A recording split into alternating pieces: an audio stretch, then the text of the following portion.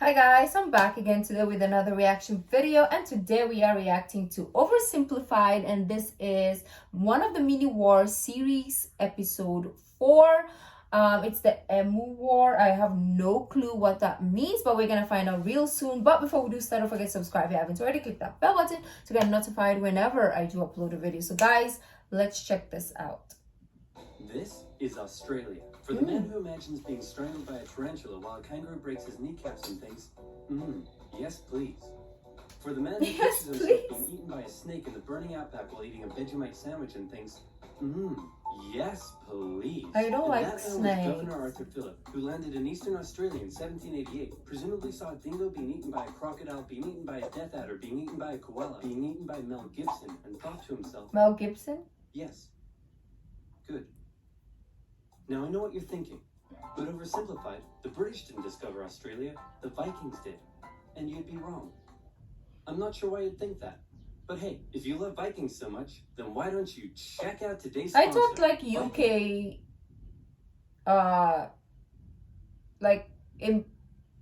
set up a prison, like Australia was like the prison of the UK. That's what I thought. I don't know where I heard that, but This War of Clans was inspired by the PC we shall strategy see. and RPG games of the 90s we all love. Like, it's an ad, so if you want, check it out. Vikings for free, only from Protective Shield. Man, this is great. Okay. 200 gold coins and a Protective Shield.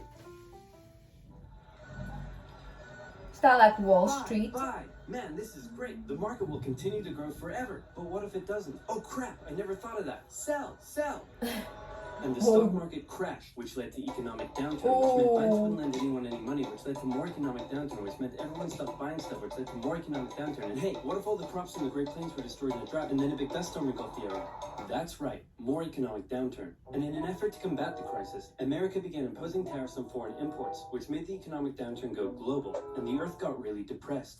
But one nation that was hit harder than most by the whole affair, Australia. The problem for Australia was that it relied heavily on its export industries, and in the current economic climate, no one was buying. To make things worse, Australia had introduced its own currency and pegged it onto the gold standard via the British pound, but then the UK started messing with its own peg of the gold standard, and if this is starting to sound confusing, then let me oversimplify it for you. Hey UK, looks like my car's broken down. Want to give me a tow? No problem, friend, I got you.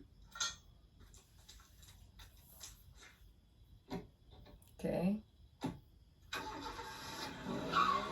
Oh. Okay, friend. I would have. Economic downturn. Okay, friend. I'll just walk. I'll just walk.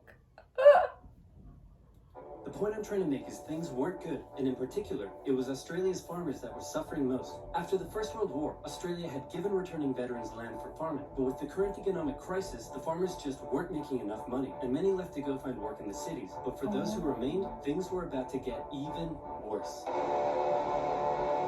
Before we get into that, it's time for some cultural exchange. My national bird is the bald eagle. It's a strong patriotic symbol of America and a deeply valued and protected species. My national bird is the peafowl. It's a beautiful creature. Oh, it's whose feathered beautiful, colors represent India, so we list it as a protected species. My national bird is the emu, and it's a pest. Oh, okay, that is an emu, not emu. It's emu. Okay, I get it now. You see, we learn. Also bloody delicious. Emus, Really? 6 feet tall, 90 They to look like 120 pounds, ostrich. and able to run at speeds up to 40 miles per Right? hour, usually Like an return to the coast ostrich? after their breeding season. But I don't suddenly know. they found Western Australia full of lush, wet farmland. Oh. Oh my, look at all this It's like the delicious pig delicious- war. It's reminding me of the pig war, if you remember. Also happens to be growing here in large quantities. Hey guys, get a load of this. You know mine. So look at all this Well, there's a lot of them. Why don't you just cultivate? Just breed them to have more and then eat them. Hey, who left this big hole in the fence? Guys, get a load of this. Oh wow. That's a rabbit, right?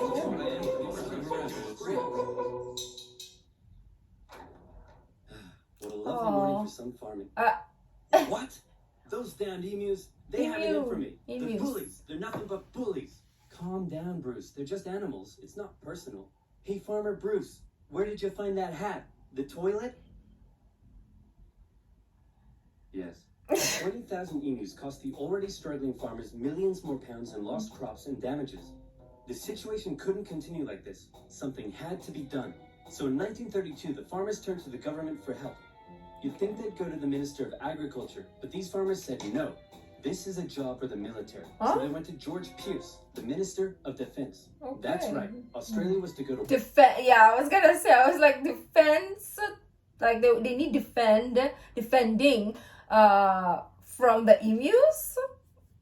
Okay, I guess the military is just gonna get guns and shoot them all, which is pointless because you need them for surviving. If they're edible, I think they are edible, right? Because we saw him say it's delicious. So why don't you just hunt them and eat? But not everyone was happy with the idea. This is barbaric. We can't go slaughtering thousands of our own national bird. Oh, come on, guys. The machine guns will make it Okay, quick never and mind. painless. Machine guns? You're using machine guns? This is animal cruelty. Look, I know it's unusual, but it's not like we're poachers turning the birds into feather hats. Think of the benefits. It'll be good target practice for our boys. The government can show it took action. Plus, I can get myself a nice new feather hat. Did I say feather hat? I meant I want to gather chat with you about getting you all some nice new feather hats. Did I say feather hats? I meant I want to wage terror at these emus and turn them all into feather hats. Oh my gosh, just stop Of it. course, Pierce first made the farmers sign an agreement saying that they would pay for the whole thing and that Pierce wouldn't take any of the blame if the operation, that was clearly very stupid, turned out to indeed be stupid. And the operation went ahead.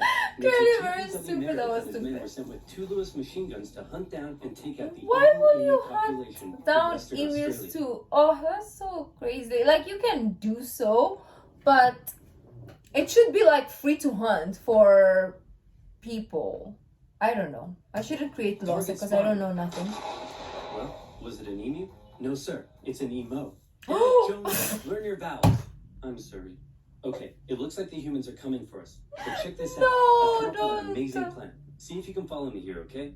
When they approach, we run away. Okay, smart. Sir, you're a genius. Pierce sent the camera crew along with the machine gunners to capture some good old propaganda for the government. And the first battle took place in November at Campion. The men Really? spotted a mob of This emus actually from a distance, happened. so they set up the guns and opened fire. The emus split up into smaller groups and ran in every direction. The men were only able to kill what they called a number of birds, but the vast majority got away. What did they do with it Cut. though? After? Like, did they eat it at Many least? of the emus were able to take multiple bullets, but still run at full speed to safety, Oh, causing wow. Meredith to compare them to tanks, saying if we had a military division with the bullet-carrying capacity of these birds, it would face any army in the world. Oh. Okay, we need to get closer. No, you idiots, not to me, to the emus. Oh, sorry. No. He likes it. So next, they tried sneaking up on a large number of emus near a local dam and firing at short range. Maybe the men were just unlucky, but my professional opinion says the emus were magic because both guns jammed after just 12 emus were killed, and once again, the rest got away. Cut! Emus, The yeah. men were feeling a little humiliated after losing to a pack of discount ostriches, so they decided to move further south, where the emus were said to be tamer. And this time, they had a new strategy. Okay, Jones, This here's is the plan. pointless. You mount the machine gun in the back, I'll chase the emus, you shoot. Got it? They Got could it. have come up with a better strategy than shoot animals.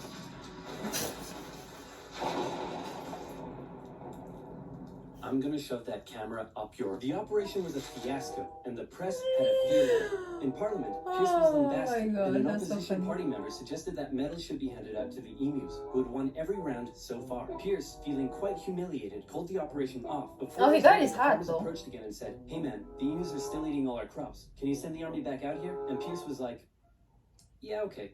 So the operation was back on for round 2. And this time, Meredith and his men had learned the emus' guerrilla tactics and were much more successful, with reports suggesting the men were cutting down 300 emus every week. I hope you boys are getting great footage of this. What on earth are you filming? Despite the success, the media had lost interest in the whole thing. But with 1,000 emus killed, Pierce finally ended the operation and returned to Parliament declaring victory for the humans. So there were 20,000 emus out there destroying crops, and you've killed 1,000. Meaning there's still 19,000 emus out there. Yep. And in addition, you've burned through 10,000 rounds of ammunition. You're Meaning you wasted useless. 10 rounds per confirmed kill. That's right. Useless. Yeah, I'm gonna go ahead and call this one for the emus. At least I got So in the end, the emus won the Great Emu War of 1932, and the emus continued to wreak havoc on the farmers for years to come. The government introduced a bounty system, which saw some success. But for a moment, let's take some time to remember the brave men who said goodbye to their families and risked their lives to take on the great, evil emu population.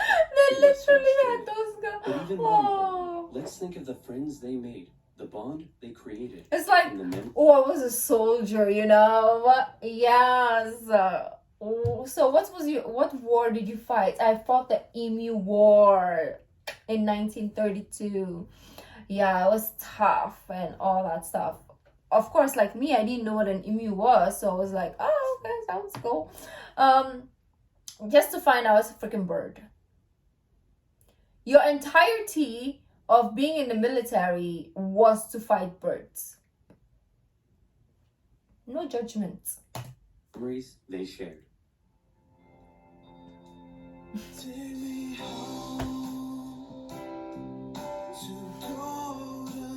Not this one.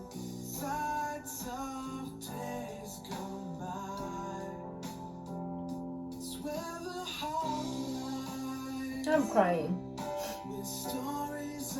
Hey, guys. Oh, okay. I solved the emu crisis. Okay, Really? tell us. How? I just made some better fences. Exactly. God, they're so dumb. Especially the guy who complained to the freaking military is the dumb one. And of course, that guy also accepting it was dumb. Like, why? Maybe they were just bored. They wanted to shoot, and they used that as an excuse. I bet that was the whole meaning behind it. But yeah, this was a fun one. I really enjoyed this, like, mini wars, because we never get to hear about them, obviously. And they're loads. I can't speak. And there are loads of fun and jokes. But anyways, let me know what you guys thought. If you like this video, don't forget to give this video a thumbs up. Subscribe if you haven't already. I'll see you in the next video. Bye.